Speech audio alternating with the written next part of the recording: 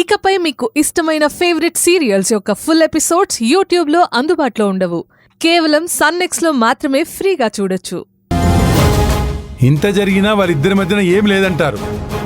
మీరే ఆలోచించండి మేడం. మహేష్ గారు ఆనంద్కి వాచ్ గిఫ్ట్ ఇచ్చాడు.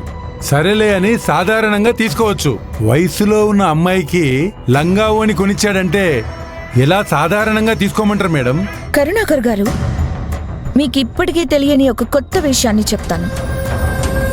మహేష్కి నేను నచ్చానని నాతోనే స్ట్రైట్గా చెప్పకుండా ఇండైరెక్ట్గా లవ్ చేస్తున్నానని చెప్పాడు.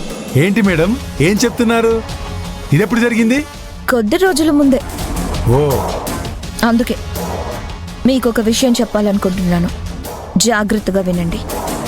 ఆ పల్లెటూరి దానిపైన మహేష్కి ప్రేమ ఉంది, ఆశ ఉంది అని ఇంకెప్పుడు మాట్లాడకండి, సరేనా? అలాగే మేడం. మరి మీరెందుకు టెన్షన్గా ఉన్నారు?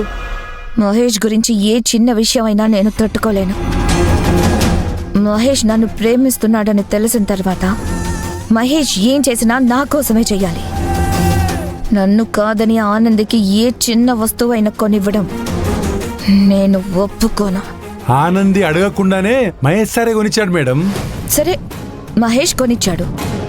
తీసుకోవడానికి ఆనంద్కి బుద్ధి లేదా? అది ఈరోజు చాలా హ్యాపీగా ఉంది కదా. ఆ ఆనందికి ఈరోజు జీవితంలో గుర్తుండిపోయేలాగా అవమానించండి. అదేలా కుదురుతుంది మేడం? ఈ మహేష్ గారు ఏదో విధంగా అడ్డుపడుతూనే ఉన్నారు కదా. కరుణాకర్ గారు, రాజశేఖర్ గాని మహేష్ గాని గుర్తుపట్టని ఎత్తుకి పై ఎత్తు వేసి ఆనందిని సమస్యలోకి నెట్టండి. మీరు చెప్పారు కదా మేడం, ఇంకా ఆనందికి వచ్చే సమస్యల నుండి